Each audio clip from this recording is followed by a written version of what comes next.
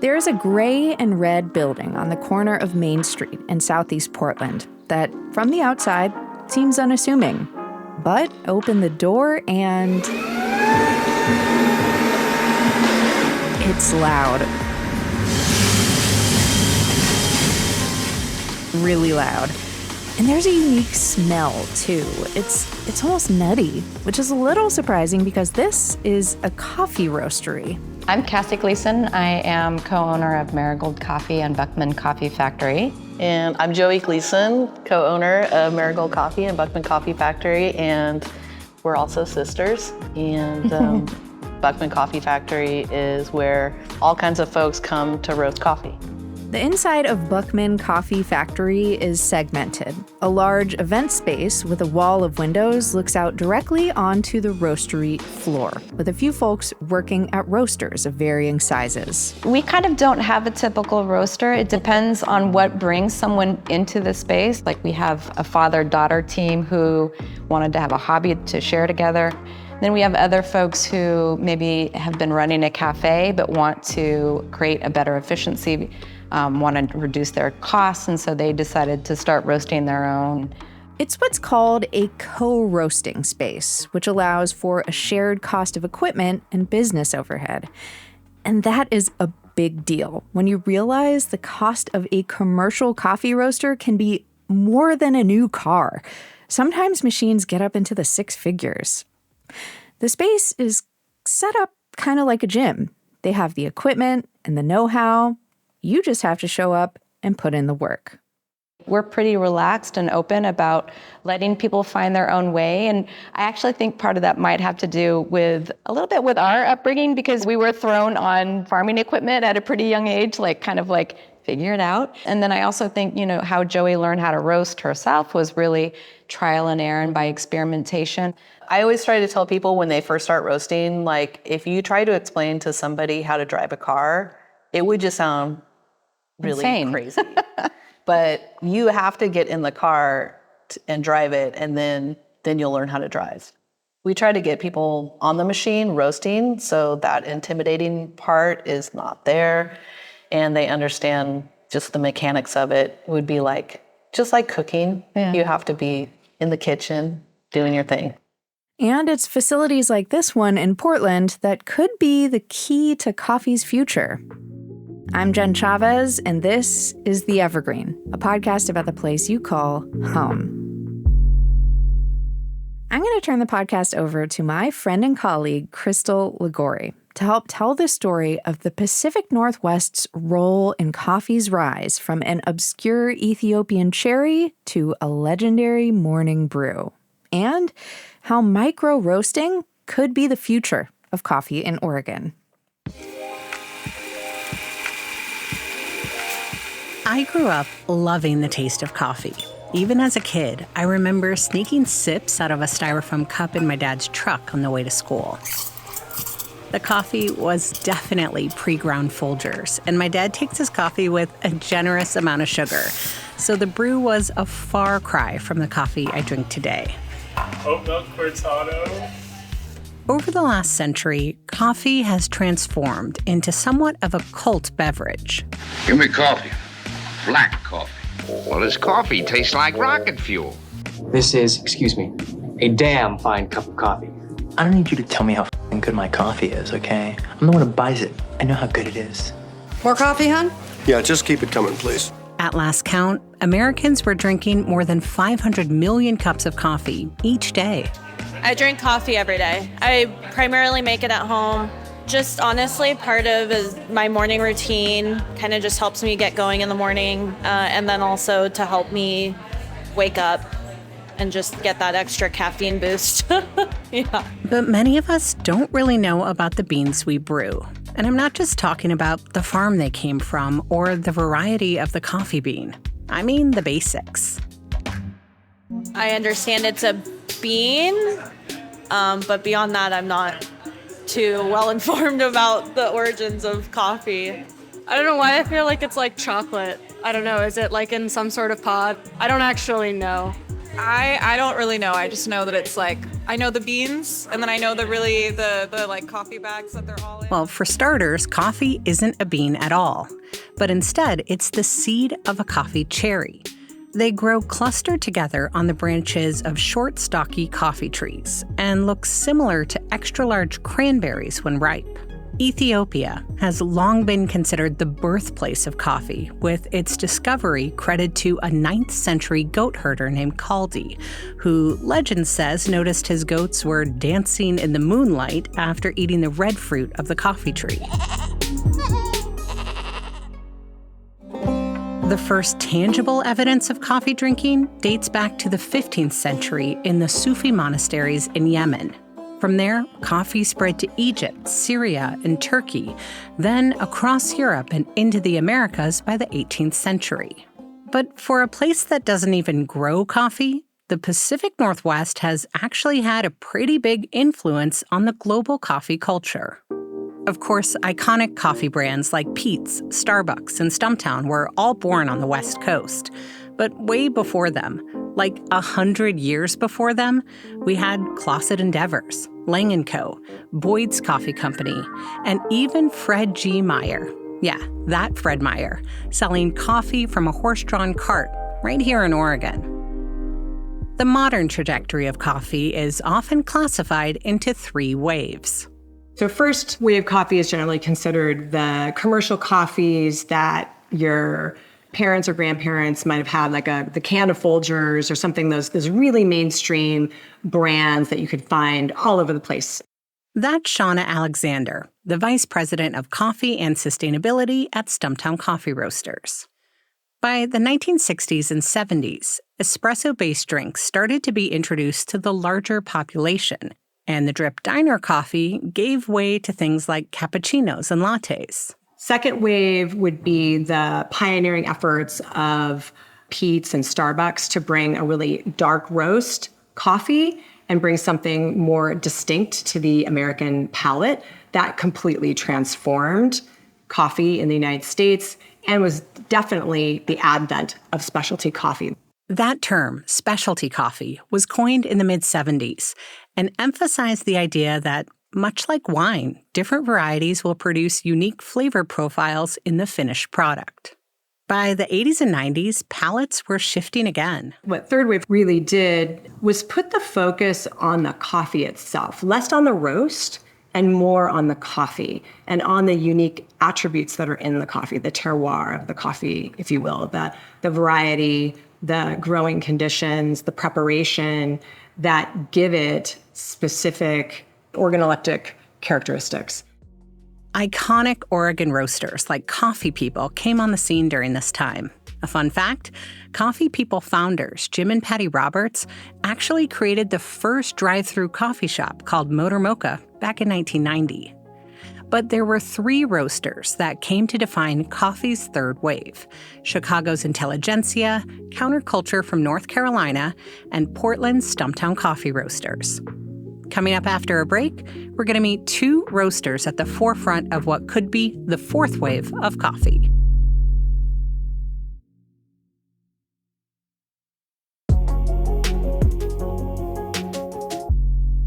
Thanks for listening to The Evergreen, our podcast from OPB about the place you call home. If you dig what you hear, subscribe to us on your favorite podcast app, and we will brighten your Monday morning just a little bit with something new and exciting to listen to each week. You can also follow OPB on Instagram at OPB Photo, or follow me directly at Jen Chavez OPB. That's Jen with 2 N's, by the way. And I'll keep you posted on what Team Evergreen is up to. And remember, this episode about coffee in the Pacific Northwest and all the great OPB reporting and storytelling you hear on this show is made possible by the support of many thousands of OPB members. For a public media organization like us, members truly do make the world go round. Support our journalism by becoming an OPB sustaining member today at opb.org/pod. And now, back to coffee.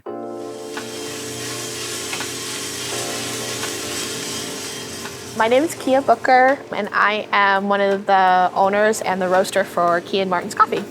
For our dark roast, we go to second crack, which means it does extra time. I met up with Kia at her coffee shop on the second floor of the Lloyd Center Mall in Portland. It may seem like an unlikely place to get specialty coffee, but for Kia and Martin, it's a perfect fit. Valentine's Day 2023, I think I heard on NPR some different ideas of what to do for Valentine's Day. And one of them was to go to the mall and buy each other gifts from places that you like. So we came to Lloyd Center Mall, and I think he bought me a screen printed bag, and I bought him a record from the record shop. And we were like, this is amazing. These are totally like our people. And we realized that it was like the accessible way for us to actually have a brick and mortar space, because it's so much money to get into that stuff. We roast at a co-roasting facility, and now we're in a mall where the entry for having our own space was just like so reasonable that we couldn't kind of pass it up.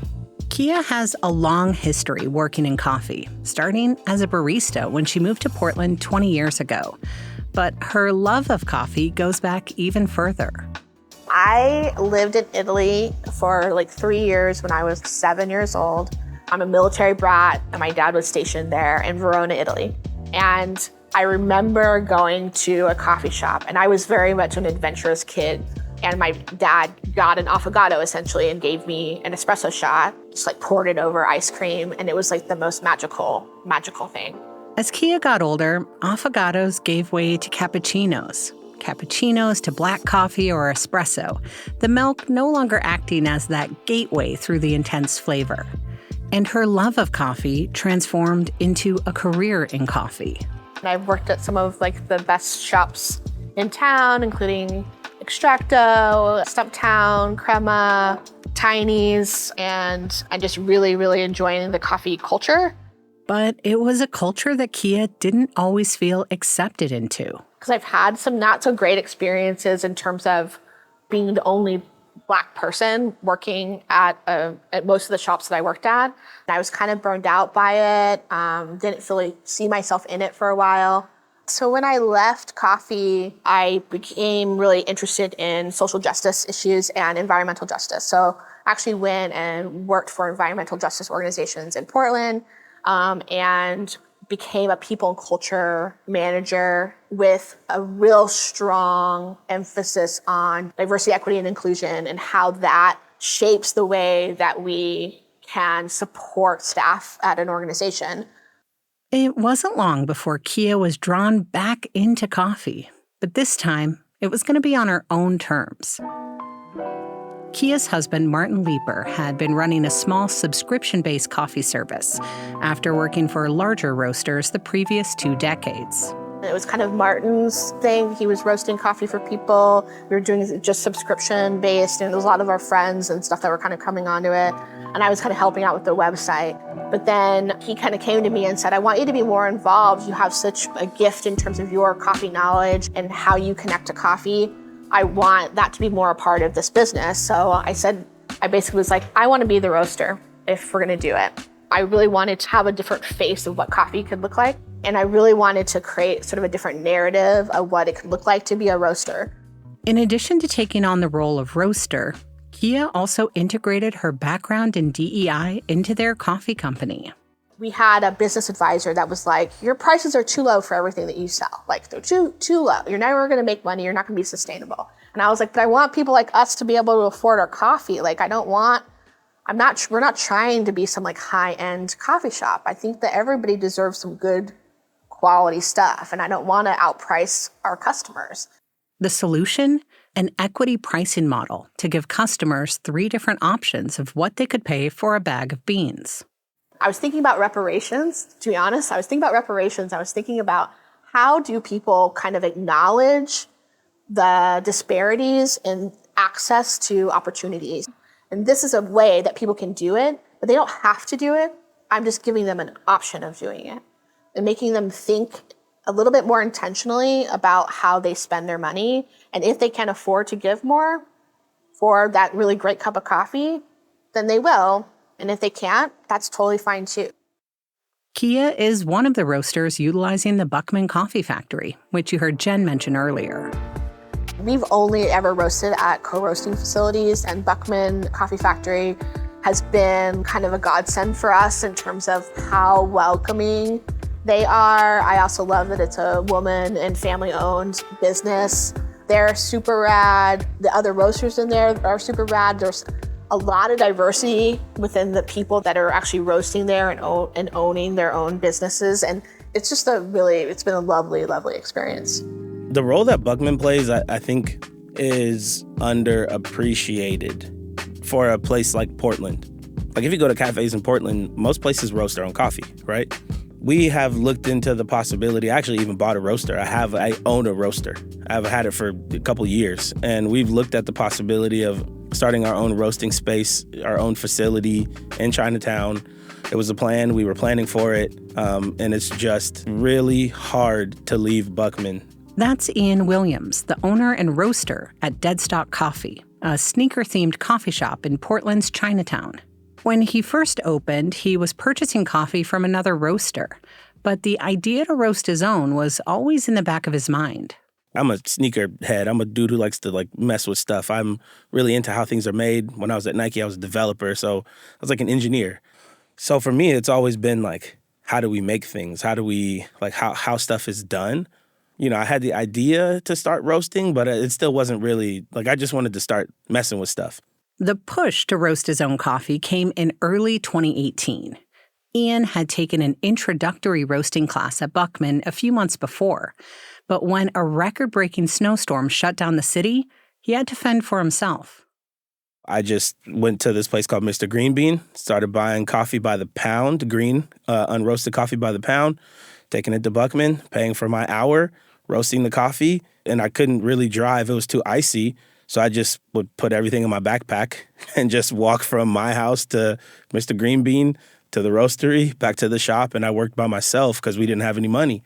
That's how I started roasting, and then it went from 5 pounds roasting on the little baby roaster for an hour to roasting 20 pounds in the bigger roaster, and now we do anywhere from 300 to 600 pounds a week. That's not a lot, but it's not a little. It's definitely more than 5. And it's spaces like Buckman and other co-roasting facilities that help the 200 or so micro-roasters in Oregon thrive. And it's not just because of a shared access to equipment. A lot of things that I learned about roasting, I learned from asking the person who was roasting next to me. Or I get the chance to taste coffees that I would never have tried before because we either can't afford it or we don't roast like that or whatever. And just watch the way that people come in and use and set up themselves for using the roaster. Even though it's the same piece of equipment, everybody uses it differently. And it's really, really cool because it's really art, right? It's expression. And that could be key to the next wave of coffee. We talk about first, second, third wave, and then now we're looking at the fourth. What is the fourth? And I think the fourth really is about accessibility. It's accessibility based around the small batch roaster. I've heard that it's accessibility, but from the space of the Keurig and the K-Cup, right? And I have also heard, and really want to stand firm on, for me, because this is what we do, it's the coffee shop that's based around community first.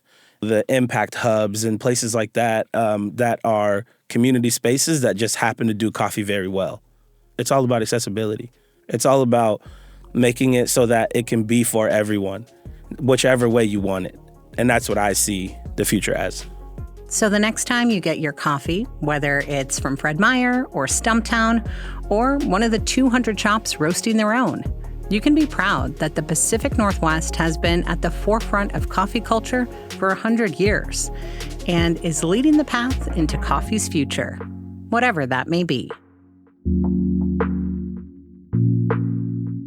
That was OPB's Crystal Ligori. You can find out much more about coffee in the Pacific Northwest by watching the whole documentary she made about it for OPB's Super Abundant, a video series all about the Pacific Northwest ingredients and foods you know and love. We'll drop a link to Crystal's video in our show notes, and you can find all of Super Abundant's stories at opb.org/superabundant. Thank you so much for listening to The Evergreen, a podcast from OPB. The OPB podcast team includes Mia Estrada, Julie Sabatier, Sage Van Wing, and yours truly. Our technical director is Stephen Cray. Crystal Ligori, Stephanie Gordon, and Todd Sanfleeth did the interviews you heard. The music in this episode is from Audio Network. And if you have a question for us, don't forget you can hit us up. You can reach us real easy by email at theevergreen@opb.org. I'm Jen Chavez. Catch you later.